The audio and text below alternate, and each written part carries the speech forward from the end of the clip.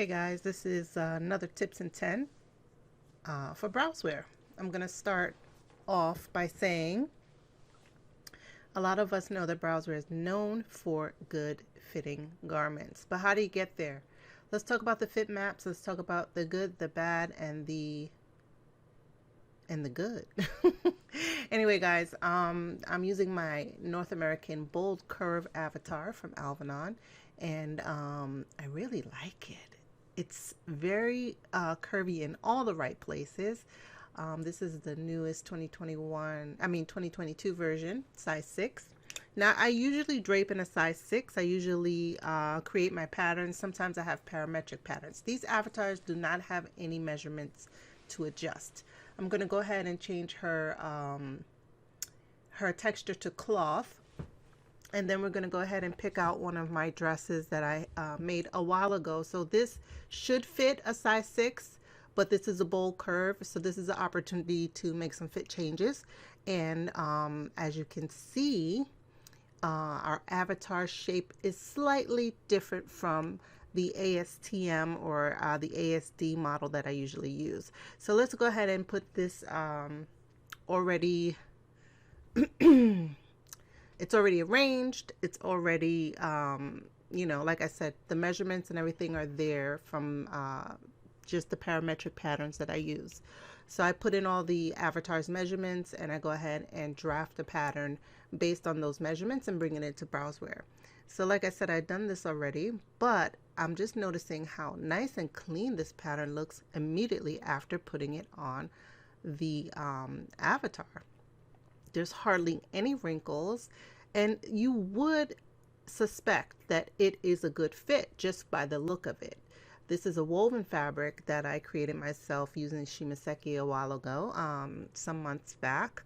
So it's a fairly new garment. But now when you turn the fit maps on, guys, you can really see the opportunity for fitting. We have a lot of yellow. We don't have any red, which is okay, but there's a lot of yellow, and we want to go ahead and reduce some of that. One of the things that I did flash up on the screen is ease. Let's talk about it. Ease is the room that you need in your garment in order to move around. A garment's not supposed to fit snug and tight. You're supposed to be able to move around in it. You have to have space for your body to actually do what the body does. Sitting, standing, walking, all of those great things can be achieved in a garment just by using ease. So as long as you understand what ease is all about, you're going to get through this just fine. So now I'm going to go ahead and start making some changes, and I'll just talk you through.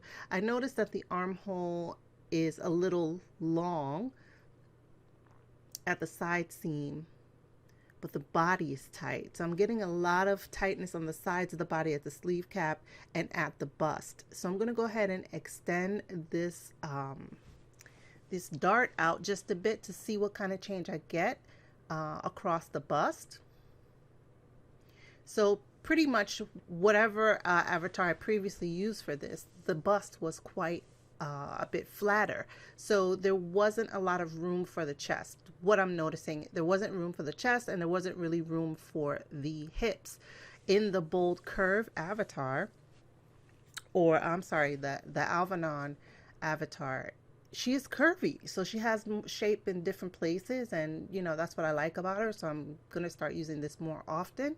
But for now, adjusting a pattern like this, I noticed that just moving that out just a little bit gave me a little bit more green, but not as much as I want. So you're always going to have some tightness across the bust.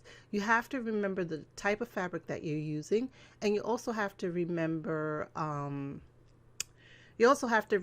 what type of garment it is. Now this is a fitted dress, so we don't want it to be too loose, because then that's not the design. We don't want it to be too tight, and then it wouldn't be functional. So right now I'm just going to go ahead and make some adjustments to the sleeve cap so I can get rid of some of that tension on the sleeve. And again, all I'm doing is adding a little bit of room to the pattern. Now, ease is often sewn in from one side to another in your sewing pattern, in your sewing operation. So it's okay not to be super exact for all of your seams. Sleeves especially. Sleeves especially have more ease. You know, it could have a lot of ease around the cap. Usually the cap is eased in, so you don't want your armhole and your you know, on the contrary, you don't want them to be exact, because you want to add the ease to the pattern. You want to be able to fit the sleeve in, and you don't want it to be so tight that, you know, everything is matching up to exactly what your armhole measurement is. Give your sleeve some room to breathe, and you'll have a happy fitting customer. So one of the things I like about Browzwear is the fit maps and the opportunity for the fit fabric tension is also more accurate to me in this program. What do I mean by that? I mean the way the fabric is structured, it's really structured in a linear fashion and not really a triangulated mesh. So because the mesh is straight up and down in a I can't say that word, quadrangulated, yes, I said it.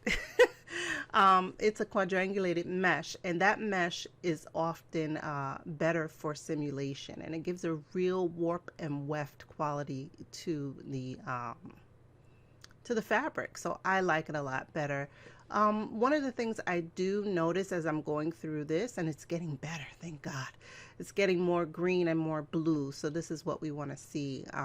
So I released the cap, I released the cross bust, but now the hip curve is pretty straight. So one of the things that I want to do is go ahead and add a little bit of ease to the hip.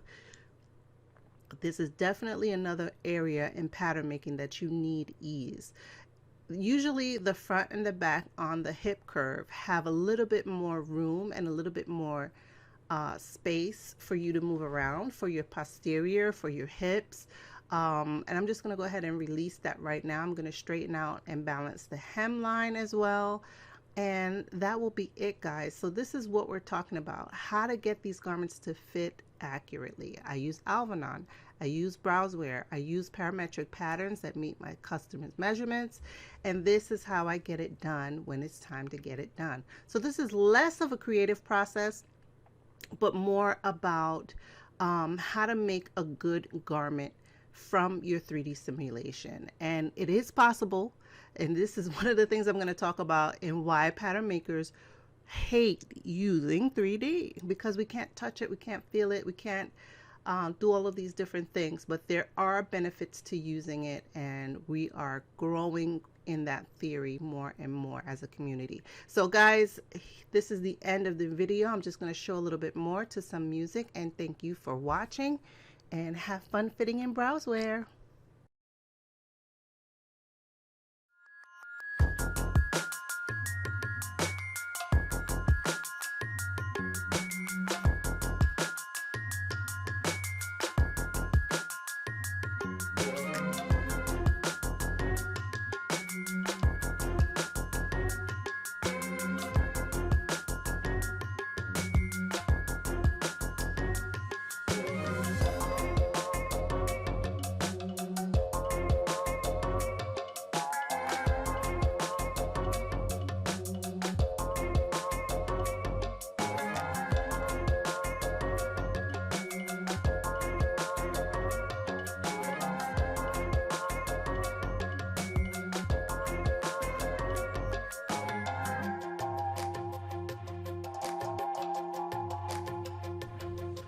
I'm just going to jump back in here and remind you of how this dress looked in the beginning. This is one of the things that I love about Browzwear. You can look at that grid, you can see where your problem is. Right now I'm just going to go ahead and fix that little, she's got a little bit more tummy than maybe the other model did. And I'm just going to fix that just a little bit and release it.